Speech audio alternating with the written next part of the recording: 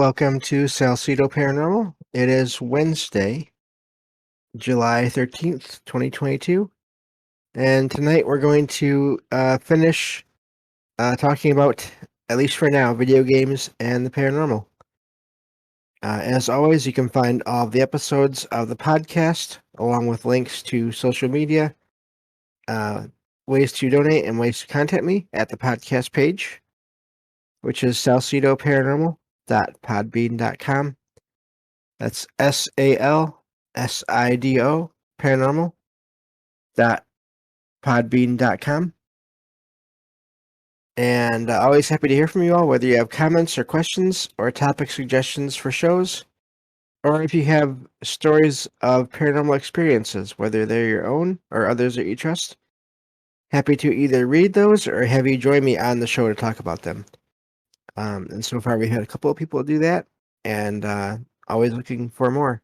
So, tonight, again, we're going to be talking about video games. Now, I don't know how many more of these we will do because I don't play as many video games as I used to, but given with Marvel Ultimate Alliance and then this X-Men Legends 2, I did play those quite a lot before I started getting into all this research for the paranormal, and so that's why we did that Alliance last time, and then this game this time. So, but of course, I said we, and that means I have back a guest. So, welcome to the show again, Derek. Thank you for joining us. Hey James, thank you for having me. Pleasure to be here as always. This one, Yeah. This one I never actually played. So this one is the ball's gonna be more in your court. This one, I'm kind of just along for the ride, and I can I'm more just kind of interested to hear you talk about the game in this case. The Ultimate Alliance one, I had played a lot when I was a kid, and that was awesome. But this one, same vibe, but just X-Men, and I'm not familiar with it, so looking forward to it, James. Yeah.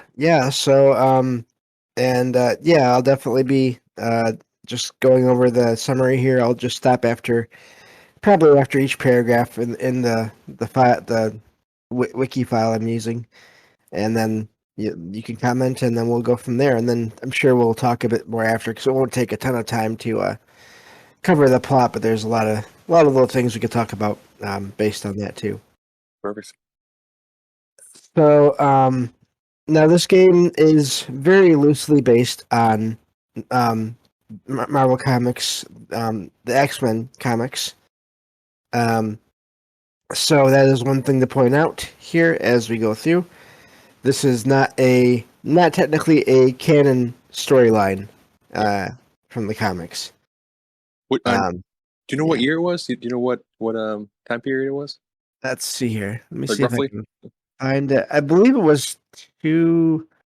I mean, I know it was 2000s. Yeah. Let me 20.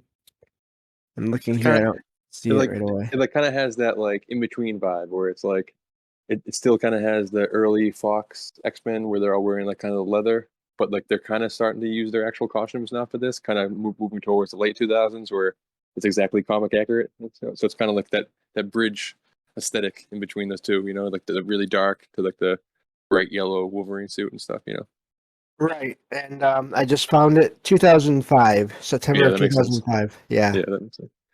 yeah. So, and I probably got it a few years after that. I don't think I got it right when it came out. Yeah. But yeah. So, and the gameplay very much was like Ultimate Alliance in the way everything worked and all of that. So, which I liked a lot. So, Yeah. it's funny. Like I said last time, I love that style of gameplay in this one and Marvel Ultimate Alliance, but in the first X-Men Legends and the second Ultimate Alliance, the gameplay was different, Oh, and really? yeah, kind of. At least all the leveling up and then the way you selected enhancements and Yeah. extra powers and all that was different, and the Do you ever dabble mechanics with like do didn't you ever, work. do you ever mess around with like cheat codes and stuff and like mods? Because when I was like searching the images, there was a lot of like different kind of like mods they had, like ones that didn't look like it was in the actual game, but like they had like Iron Man and Captain America, and like ones that you wouldn't like weren't in the game. But like you can put them in with cheat codes and stuff. You ever try any of that? Well, Iron Man is technically in the game. Oh, really? Oh, wow. Yeah, he's a unlockable Oh, character. that's cool. Oh, wow. He's a guest star. Oh, They wow. use him to make a team of Avengers. Oh, wow. Him, Scarlet Witch, Wolverine. I forget who else now. Yeah. Um, but I think Storm. I think Oh, Storm, yeah. maybe Storm. But no, I didn't do that for that game. I didn't really have to for that game. That Yeah. game. I mean, there were codes to get different like invincibility and all that stuff at the time. That was back in PlayStation 2 era when Mm. there was codes are still pretty common. Yeah, exactly. Um, and so yeah, but I played that. That was also a game I was able to beat without any codes. Oh, So nice. on the Nice. Yeah. hardest, yeah. That's awesome.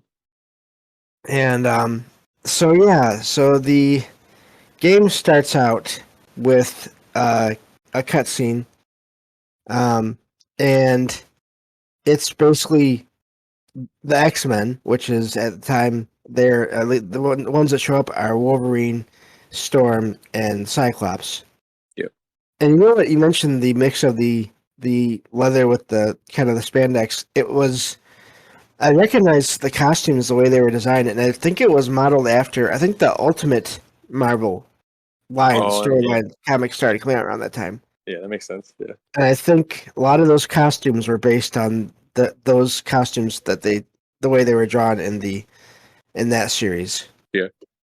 It's like a cool fusion. It's kind of like they want the X-Men movie fans to recognize it, but they also want to like have the Ultimates aesthetic and have like the actual like kind of connect to like comic style, like the ones like the costumes that I like to see, Oh, yeah, definitely. And they have a lot of those costumes available as you play through the game. Yeah, that's You can awesome. unlock those as well.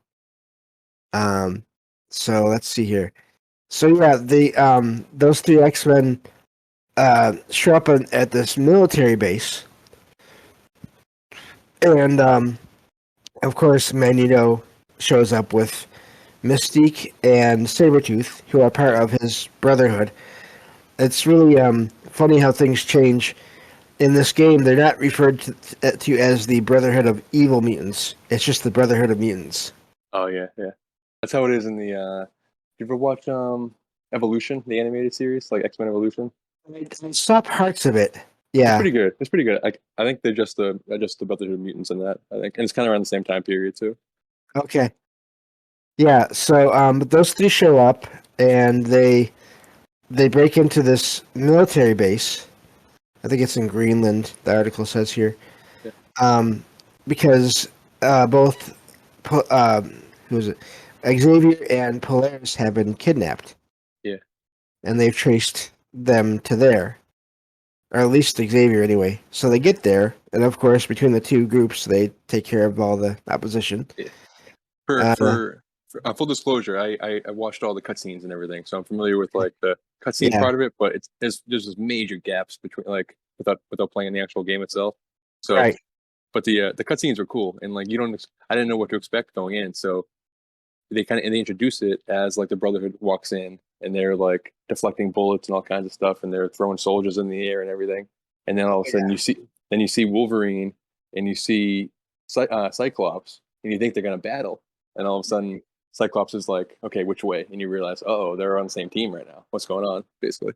Yeah, yes, and that is a big surprise yeah, when you first start to play it. Yeah. yeah, it's crazy. Um. So yeah, they get there, they break in, they find Xavier, who is being sedated. I'm guessing, given the amount of technology around him. Yeah, So otherwise, he could just take control of everyone there and walk right out, if he had to. he was being kept in And this like metal helmet thing. Um, yeah, almost for like an for anti-cerebro. Exactly. Yeah. For people in the who's in the live chat right now, I'm basically like posting screen grabs of the cutscenes, so you can kind of follow along if you're listening. Nice. Yeah. Yeah. So and so they free Xavier, Of course, they're looking for Polaris too, but she's not there. And so Xavier wakes up, comes to, and Magneto basically says, we have a problem. And that's how the game starts. Yeah. With them, Magneto and then the three X-Men making their way out of that place. That's like the first level. Yeah. So they get out of there, and they, let's see here. I'm just looking here. They head to Genosha, which is in this game at the time ruled by Magneto Oh, and okay. his Brotherhood. Okay. But when they get there, they find that Apocalypse, who is the main final boss in this game. Yeah. Again, anyone who's not familiar, he is an ancient Egyptian mutant. Has shape-shifting abilities, has gone by in the comics. Yeah, there's a scene where they show him in different forms. Yeah. Saying he's been worshipped by countless civilizations. Excuse me, and so, but he always has. Whenever he makes a move, that's the thing about Apocalypse. Whenever he does anything, it's usually big. Yeah. He's not the kind that will make one move here, one move there. Once he starts, he goes. He's like from our perspective, at least from like the people in the story's perspective, he's immortal, so he's like has these grand, like huge plans, that yeah, he's going for world domination completely. He's going for like he wants to reshape the world in his image, basically. And he's a very like esoteric character. I mean, I know him more from the animated show in the movies than I do from the actual comics itself. But he like he jumps his consciousness from vessel to vessel, basically, because that's how he stays alive for in some iterations, right? Or is that always the case? Yes. Yeah, Yeah, that's always the case. Yeah, yeah, he does take the same form once he gets his new body, but yeah. yeah, And that's where this game is slightly based on that is that he well we'll get there, but it's slightly based on that concept. yeah, But so Apocalypse and his basically his army um attack Genosha and nearly destroy it. And so the two teams and the characters basically that you pick, yeah. they work through the wreckage and find out that Apocalypse was actually searching for Quicksilver, who is Magneto's son. Oh wow. Now, in the comics, Quicksilver and Scarlet Witch are Magneto's children. Yeah, and Polaris. Now, Polaris is Oh, is something I've always heard that was kind of a possible, or oh, is hinted at. in, I don't in know if there's been other versions where she is, but yeah. in the live action show The Gifted on FX, she's like the main character of the show. And she has like very similar powers to Magneto, but more kind of like electrical based, in the show at least. And that's really my only familiarity with her, honestly. And she's Magneto's kid in that one. Right. So, so yeah, so they find out that Quicksilver has been kidnapped, and as they're working their way through Genosha, they end up facing Mr. Sinister, who is another major Yeah, villain. He technically works for Apocalypse, but he also does his own things at times. really cool. He's basically obsessed with the Gray and Summers uh, gene genes, genetic lines, Yeah, family lines. he was basically like made a mutant by Apocalypse because he was like this mad scientist who was like obsessed with the mutant gene, right? Or he was like, Right. wasn't he like upgraded by Apocalypse or something like that? That's like his origin story, pretty much. Yeah. Yep. Yeah, And so while most of the team is in I almost said Atlantis, Genosha, different story, yeah, different game. It's yeah, open alliance there. Um, but while they're in Genosha, Apocalypse has actually already left that island. He goes to the X Mansion yeah. and where Beast is at, and um, Beast is kidnapped. Before he leaves, though, he's able to scrawl a message on the something. I think it's like a floorboard or something. Yeah. Nice. Um, saying go to the Savage Land. Oh wow. But Now, when Beast is captured, um, Apocalypse says he was looking just for the Xavier protocols, which is I forgot to look this up. But it's basically a list of every mutant everywhere and their abilities Oh wow. on Earth. Yeah. And of Oh wow. course, with Xavier, it's still kind of questionable to have Oh, that, for but sure. it's also better than Apocalypse. Yeah, yeah, for sure, for sure. Yeah, and I mean, like the whole idea of Cerebro in general is be able to like kind of essentially like not spy on per se, but it's kind of like a big brother looking over all of humanity at one time. Kind of, it is like this weird gray area of like if he was at all evil, he'd be a very dangerous person. You know? Right, right. And yeah, so Beast is kidnapped, uh, and so the X-Men and Brotherhood head there. Now, this is a secret prehistoric preserve created by alien technology So cool. in Antarctica. Antarctica. Antarctica. I've always have a hard time saying that word. Antarctica, yeah, it's very like Yeah. Hollow Earth kind of vibe to it. It's like the idea that there's some kind of like prehistoric like pocket realm at Antarctica. Basically, is like it's kind of the idea behind it. I think. Right. And actually, one of the levels in that part of that act of the game, they actually find Apocalypse's forces trying to destroy those generators that are keeping that weather, keeping that whole Oh wow! pocket climate safe. Oh wow! That's And not in the so, cutscenes at all. That's cool. yeah, no, it's in the game. So Yeah, and so part of the one of the missions is you have to go and stop the soldiers from destroying these devices. yeah. Um, so they work through the Savage Land. They and but as they're doing that, there's a lot of traveling, of course, in this game. Yeah. You have to go from place to place. And Apocalypse does the same thing. He goes. Apocalypse goes back to New York to conquer it. Oh yeah, that was cool. His entire military force. Yeah, the cutscene for that is pretty epic. Yeah, but there was like no context for it at all. All of a sudden, you just like he leaves. He like blows up um Xavier the Xavier Mansion or whatever. Like he goes, Right. see how you do without Cerebro, blows it up, and then all of a sudden you see just like a whole armada of like alien ships basically, like Yeah, blow up a couple fighter jets, and then just storm New York City, and then yeah, I mean take over from there. But it's epic. Yeah, and part of why they're able to do that is, and this is something that's kind of revealed throughout this next part of the game, is that all of they don't specify which ones, but basically all the leaders of the military are being um, held like in a mental stasis, Oh wow. so they can't give orders to the military. Oh wow. That's cool. So yeah, which is of course making it hard for the military to do anything because they're waiting Yeah. for orders. Um, so the team finds out about these places. I believe it's in Canada, um, where it's basically his power plant and also his soldier production factory. Because of course you find out he is actually cloning soldiers, cloning Nice. and like genetically um, giving birth. Well, what do you call that? Yeah.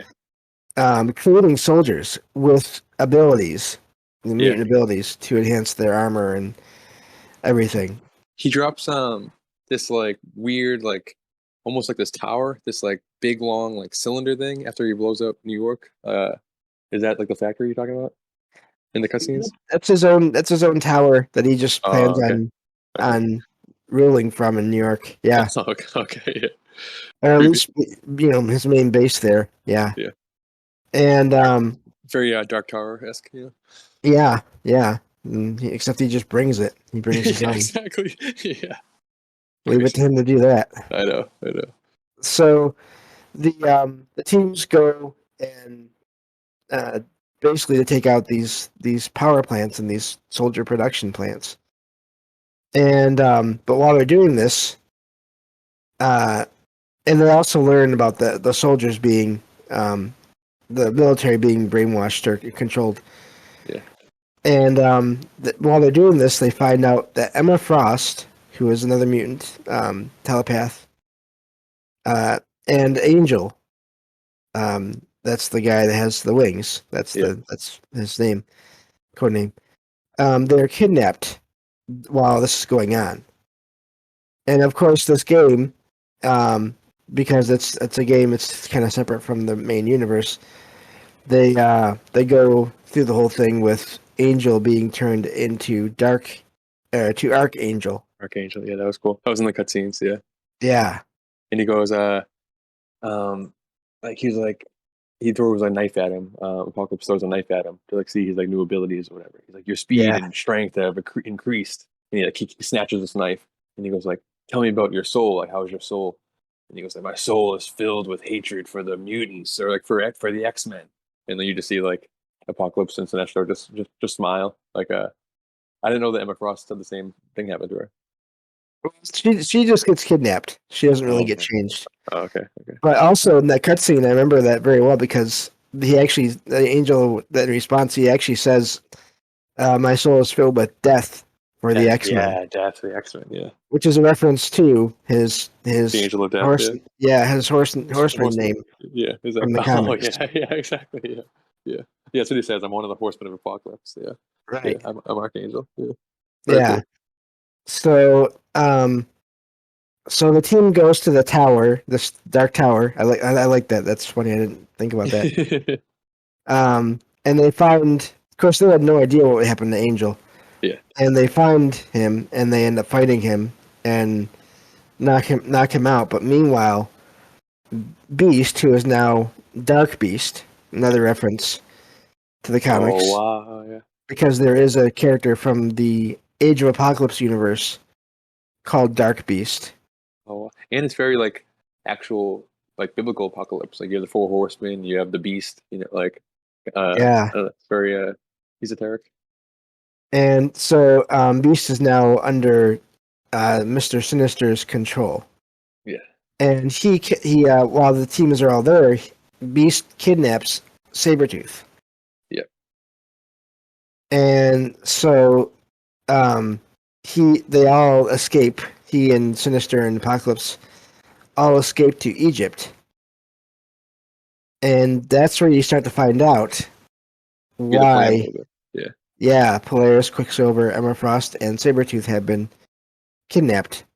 Because they have what is called in this game harmonic DNA. Oh, that's what it is. I was Yes. wondering. I was like, why did he pick Sabretooth? Like, I get Sabretooth is strong, and like they make him in this game. Like, he's built like a brick house. He is just absolutely massive in this game. But Yeah, I but think I don't know what's up with that, but oh well. Yeah. but like there's one point where they show Wolverine and Sabretooth going like eye to eye, and Yeah. he's towering over him. But I'm like still like there's a lot of stronger villains than or stronger mutants than Sabretooth. Why are they picking him? But the Yeah. the DNA harmonic thing makes sense. So yeah, explain that. Yeah, what is that about? Well, that's supposedly it's I guess it's basically similar DNA, at least Oh, part okay. of it. Yeah. That Apocalypse thinks will holds extra power that he can then harness from Oh, them okay. in using this machine. And it's basically it's supposed to give him almost unlimited power. Yeah. I'm posting pictures of it in the chat. He calls them the four. Like when I can harness the power of the four, it'll make me like unstoppable, whatever. And like so when I was Right. trying to theorize, like why is he using Sabretooth? There's a thing in like the new X-Men comics, like the Dawn of X ones they're doing, like which we by the end of the summer we have to start covering these. They're Yeah, just we so will. good. I just want to hit you with these. They're amazing. But Yeah, there's one plot point where they start to like the mutants are like starting to experiment with combining each other's powers, starting to like they realize that they can kind of create omega level powers by like pairing up different mutants that aren't omega level, and like there's these like weird combinations that nobody would have ever thought of actually can combine to make an omega level like weapon they're considering it, and it's kind of this whole plot point in the thing. It's pretty cool. And it reminded me of this that like these kind of four seemingly unrelated mutants can have this weird convergence to make like an unstoppable apocalypse, you know? Right, and this is loosely, and it's not a story I'm super familiar with, even though I just basically know of it. Yeah. But there is this other story in the X-Men comics called the 12, Oh wow. where Which one? it's similar to this, I believe.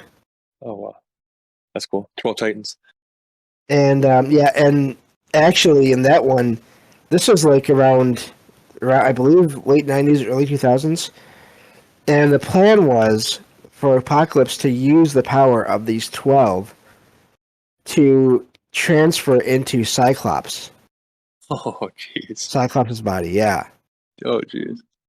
and of course he stopped, but then, as happens in the comics, Cyclops is also killed, or Oh at wow. least severely injured because of course, he comes back. You know, Yeah. because they Yeah. always come back. Yeah. Exactly. Yeah. But that's kind of where this game is roughly based on that, I believe. That's cool. That's cool. Yeah. So, and from here on out, it's really amazing that the the maps in the rest of this game, they're all based on, or very heavily inspired by Egypt, Yeah. I like that. Yeah. because Cool they're in aesthetic. Egypt. Yeah. And yeah, and oh, and also, funny thing about that Dark Tower, the way that I'll get to Egypt is through a portal at the top of that tower in New York. Oh jeez. Wow. Wow. Yeah.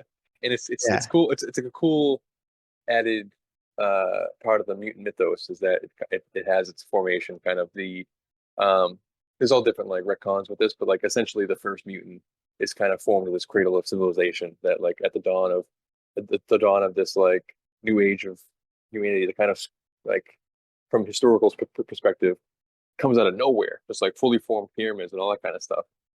Then the X-Men, all of a sudden you get Marvel to create this part of the mythos that explains it. Like there's a scene in a X-Men Apocalypse, like a post-credit scene where he forms like a young teenage version of Apocalypse, floats the pyramids together. He builds the pyramids in like 5 seconds, and it's like, oh Wow. wow, that's a one cool theory for how it would have got made. I like that kind of stuff.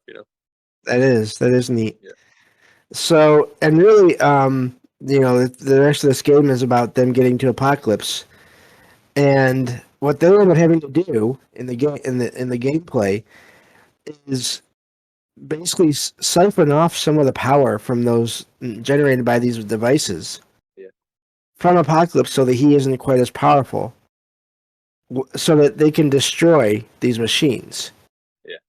That's like the first stage of that final battle is taking the power back so they can destroy the machines so that there is no more power. Okay, yeah, And and then of course you have um, apparently somehow Apocalypse has cloned all of his bosses from the previous four acts. And he's basically creating um, duplicates of them throughout the entire boss fight. So it's an insane fight. yeah. That's cool. From in the cutscenes, it's just he goes, "I will harness the power of the four." Ha ha! And he just starts to laugh, and then all of a sudden, it's the end of it. Like, and I won't spoil it, but it's over. So I don't know what happens in the fight at all. Like, other than other than the conclusion. So this is all new to me. Yeah. They destroy the device, and of course that all that power being lost really drains Apocalypse, Yeah, and that's how they're able to defeat him. And of course, when they do, the end of this is when they do face Sinister. I skipped that part. I forgot about that. While they're in the temple, that pyramid, they face this dark beast and Sinister, and knock Sinister out temporarily, of course, because he's also nearly immortal. yeah. They break his hold over Beast, Oh, that's cool. Yeah, so that he goes back to normal. yeah. He was struggling And earlier. He was like at one point when they show Sabretooth like in those containers and like those machines. He was like, "Why are you doing this? You can't do it. You're not supposed to do this. Like, you're an X-Men. You're an X-Men." And you see Beast being like, I was an X-Men. Like, I was yeah, an X-Men." And then like Apocalypse walks in and he kind of loses his he can't break through anymore. yeah, yep, yeah, that was good. The Yeah. the the acting in those scenes was and the voice acting in that game It was overall cool. I liked it watching it. was Yeah, good. it was Yeah. cool. But so yeah, the machine is destroyed. Apocalypse is knocked out, um, and escapes. Apparently, Yeah. because you don't see him being captured. He just Yeah. kind of is gone. Yeah. Um, sorry. No, no, no. Good. Okay, and so the two teams now meet outside this pyramid, and this is like the last cutscene where Xavier and Magneto kind of face off a little bit, Yeah. and uh, Xavier tries to be like, look at what we accomplished together. You know, look what consider what we could do if we stayed together. I know. And of course, Magneto doesn't have it. You know, Yeah. That's the classic. That's the whole relationship. It's like we could we could we're two. It's they make the comparison to Malcolm X and Martin Luther King and all that kind of stuff. It's two opposing paradigms and viewpoints that are always at odds with each other, and that like if they could reconcile somehow, they could really make progress for their common cause. You know, and that's like the entire plot of this new X-Men thing. It's like this them being like, okay, that's enough. That's enough of it. We've learned our lesson. It's time to just like join forces completely. Like, and then we'll take it from there. So it's wow. Yeah. So the two teams, of course, leave the pyramids. But as they're leaving, Vista is trying to figure out what happened to the machine because he doesn't think that he messed up with the machine. He thinks it was as good as it was supposed to be. yeah, And of course, Wolverine says, don't worry about it. You made a mistake somehow. It wasn't perfect. You don't worry about it. It's not like anyone want to sabotage it. yeah, Basically. yeah, exactly. And then they show the two jets leaving, and Mr. Sinister's form standing on top of one of the pyramids, and of course he does his laugh, Yeah. and just to show that he's still out there too. So, Was there a third game? Was there a Legends 3? not that I've ever heard of. No. That's cool. Yeah. There's a comic. I was looking for images, and there's a. I didn't take the picture, but there's like a connective comic that ties together the two different Legends games. I guess there's like a story that ties the games together. Apparently, um, which might be cool to look up one time. But yeah, it's a cool story, James. It I gotta play is. it. Yeah. It is a really good game. Gameplay wise, story wise, it's good. A lot of the X-Men are in there that you can play. There's a couple of characters in different games that are exclusive to different consoles or systems. Yeah. Um, like I never had access to Cable or Cannonball or Dark Phoenix, which I don't even know what is that. Just another Yeah. version of Jean Grey? Yeah. What would it even be like Um, to play with? Like, how would you even play with Dark Phoenix? She should be it's like too powerful for that type of game. Do you yeah, think? yeah. Or Pyro. I never played with him, There was but one. There's a yeah. bunch of like art stills from the game that I'm posting in the chat right now. There's a couple of them I don't even really recognize. Um, who's this like dinosaur looking character? I'm not even familiar with this character. That He is looks. Sauron. He is actually one of the Savage Land Oh, okay. um, mini bosses, Oh, okay. Yeah. and yeah, he's that's a whole other story. But yeah, let's see. I'm looking at the chat right now, and There's a so yeah, bunch of you got these. Colossus, you got Sauron. Yeah, a lot of these are just the screenshots from like the in between the loading Oh, screens. There we go. yeah. You got Sunfire there. You got Deadpool. Uh, Jean Grey. Yeah, see, a lot of these they are wearing their um, ultimate Costumes. ones. Yeah. Omega Red. That's one of the mini bosses. Yeah. Um, Juggernaut's here. Is he in yeah. the game? Juggernaut? Can you play with Yes. Juggernaut? Yes, you can.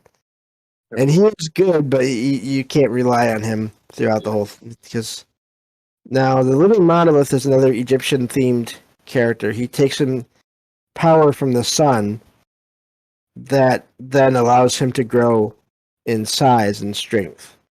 Oh wow. He's one of the mini bosses in the last act of the Egypt section, basically. Yeah. Um, Well, that's a cool name. yeah. Let's see here. So Storm and Bishop. Gambit. Um, just looking here at Gambit. Um, Gambit's been so always yeah. one of my favorite characters. His like, I don't love his personality, but like aesthetically, he's always been like just the coolest character to me. Like the whole card thing, like he's one of my favorite costumes of of any superhero. Like just being a product of the '90s for some reason. I'm a big Gambit fan. His power, if used, if you were to think about it, and he could be very dangerous with it. Yeah, I mean, he could charge anything. So he could put his hand to your head, and then you're done. yeah. So there's I guess there's some videos. There's this whole series they call it like Beyond Omega Level. This guy called like the Comics Explained, and he does like a series of like different Omega Level heroes. And he has like one. He's like, this is controversial, but like there's a version of Gambit. It's I guess where, and I think like main continuity Gambit, like probably like of his history that we don't realize he could be an Omega level, but they took out a part of his brain. He has like some type of like brain damage or some type of surgery, and some type of experimentation happened to his mind to take out a piece of his brain that doesn't allow him to like reach a certain level. And then Hmm. and then during one story, you see it like a another dimension's version of Gambit, and he is like the most powerful mutant on that planet. He like ascended to this whole like almost like Dr. Manhattan style in Watchmen. Like he's uber powerful. Like, and I'm not sure how he got there, but the idea is like if unlocked, if Gambit didn't have this weird crutch that he has from like experimentation, he could be one of the most powerful in the whole Marvel universe because he can manipulate um like atoms itself. He can manipulate like the entire environment around him, like on like Mm. a but on like a molecular level, basically is the idea behind it. So just like the air around you and everything. Right. Yeah. Crazy. Yeah. Another one is Nightcrawler. If you think of that too, I mean, Oh, true. Yeah. yeah, a lot of those characters you don't want them to be on the bad side, and Yeah, so for sure. they're not gonna like take their powers in the comics to the extreme that they could because Yeah. it'd be a it'd be a horror movie For horror sure. thing For sure. instead. Yeah. So yeah, but yeah, so that was that game, and that I really did enjoy the game a lot. Yeah. So let's see. Oh yeah, Bastion. Yep, that's one of the bosses. I didn't recognize him. He's a '90s character as well, but he's from that period of time in the '90s where like the stories were not so good, from what Yeah. I've heard. Yeah. So like he's been used in the comics since then. Oh, really? Yeah, he was part of well, he's part of he's part of the whole thing with Hope Summers, the first mutant Oh, born after yeah. decimation. Yeah. Where as a Sentinel, he was they were trying to stop this from happening. Yeah. Yeah. Um, so they were after her. Um, Wow. yeah, So what do you think? but What do you yeah. think's next? What do you think we're gonna? What do you think? Any ideas for what the next event you want to cover is? Well, we never did. Let's see. We did House of M. We did Civil War.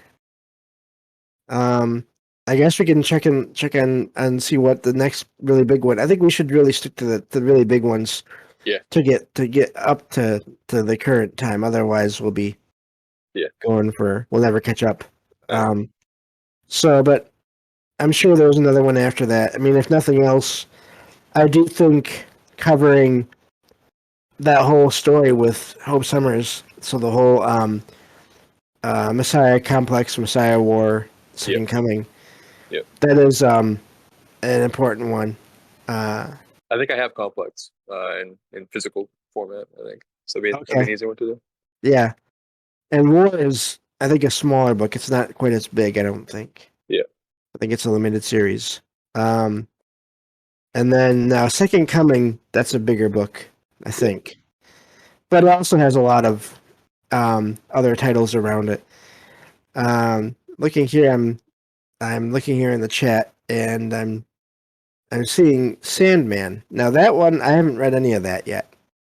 Um, I've only read the first volume of it. It's coming on Netflix in like 2 weeks on August 5th.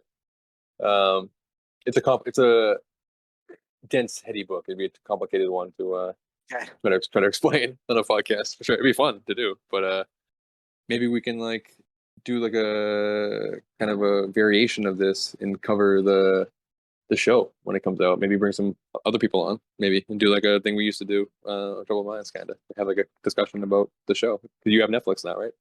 Yes, I do actually. Yeah, I do. could be fun Yeah, we could try that. Yeah. or something. You know, just throwing it out there. Yeah. No. No problem. I think it'd be fun to do that once in a while. I think. Yeah. No, that sounds good. We could try Yeah, that. So, and it'd I'll be check fun. out the show and yeah. Yeah, no rush because I mean I don't know how long like people will watch it at different paces and stuff, so we'll figure out a good True. time for it. But Yeah, yeah, we could do it just another comic event in two before weeks, that, and then yeah, exactly. and then Yeah, or whenever we do the next one, and then yeah, do Sandman at the next one after that. yeah. So Perfect. Thank you, James. That was fun. Thank you, well, everybody, for thank listening you. too. Yeah, no, thank you, and I'll let you go. But Yeah, we take yeah, off. thank you for being Later, here, later. and yeah, take care. Yep. So um, that takes care of that, and thank you all for listening and for being here. And a little bit loud. I don't know. Let's see here. I don't know if I'm or not. Can't tell. But I'm close to the mic. But I am using the app now um instead of the browser version because the browser version just died on me the other day. So that could be that a little bit of a difference there. I'll try to remember that and turn the volume down a little bit for next time. But thank you all for being here. And Friday will be paranormal news, and Sunday will be true paranormal stories from the web, of course. Next Wednesday, I am thinking of more Lovecraft.